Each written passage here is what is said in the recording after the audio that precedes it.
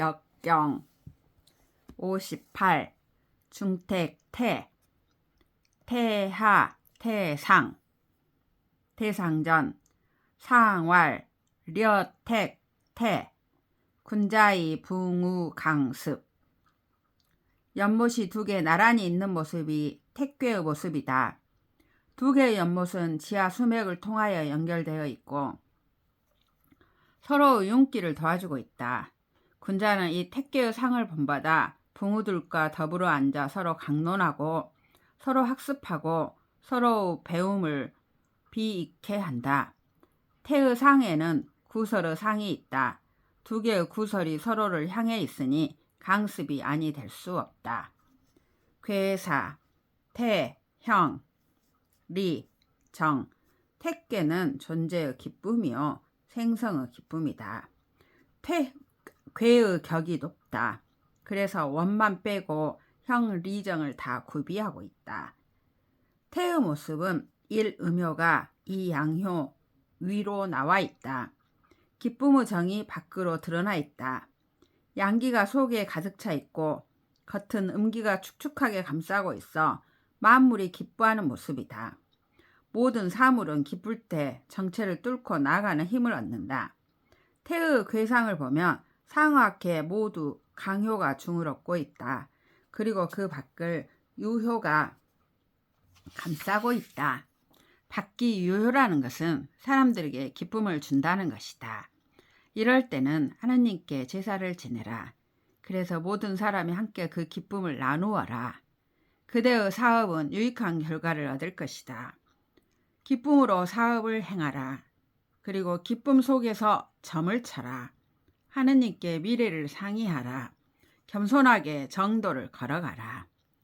효사, 초구, 화열, 길. 초구는 양강하며 위가 바르다. 강의한 사람이며 함부로 아첨하거나 지조를 파는 인간이 아니다.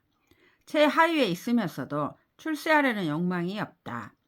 위로 구사와 응하는 자리이지만 둘 다 양열해서 응하지 않는다. 구위와 비하는 자리이지만 같은 양열에서 상비하지 않는다. 응효도 없고 비효도 없으니 사정에 이끌림이 없다. 공명정대한 자세로 아부하지 않고 살아가는 현자의 모습이다. 화이부동하는 모습을 화열이라 표현했다. 휩쓸림이 없이 자기 존재의 본질을 지키면서도 조화로운 교섭을 유지하는 것이다. 화열하는 자 길하다. 구의, 부열, 길, 회망. 구의는 중을 얻고 있으며 강효이다. 가슴속에 강인한 진실이 있으니 그것은 천지 대자연으로부터 받은 성실함이다. 구의는 성실함을 위배함이 없다. 결국 인간 존재에게 있어서 그 실존의 향유는 모두 성실함에서 온다. 성실함이 존재의 전부이다. 기쁠 줄 아는 인간, 그런데 그 기쁨 속에서 성실함을 발현하고 또 성실함 속에서 기쁠 줄 아는 인간, 그것을 효사의 저자는 부열이라 표현했다. 바람직한 인간의 모습이다. 부열하면 길하다. 양효가 음위에 있으니 본래 회한이 있을 수밖에 없는 운명이다. 그러나 구의는 천지의 성실함으로 율간하니 회한 운명은 사라질 수밖에 없다. 부는 동학이 말하는 신과 통한다. 종교적 신앙의 본질은 신엄이요 성실이다. 63. 레열, 흉. 63은 넷개의 주효이다.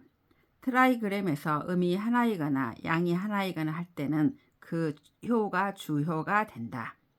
그런데 음유하며 부중부정하다. 위로 응이 없다. 상도 음이다. 레는 본시 위에서 아래로 내려오는 것이다. 63은 상위에 있음에도 불구하고 아래에 있는 구위와 초구의 양효에게로 와서 알랑거리며 강의한 그들을 즐겁게 한다. 이것을 효사의 작자는 레열이라고 표현했다. 레열하면 흉하다. 부정한 아부는 흉운을 몰고 온다. 구사, 상열, 민영, 계질, 유희. 매우 재미있는 스토리가 있는 효사이다.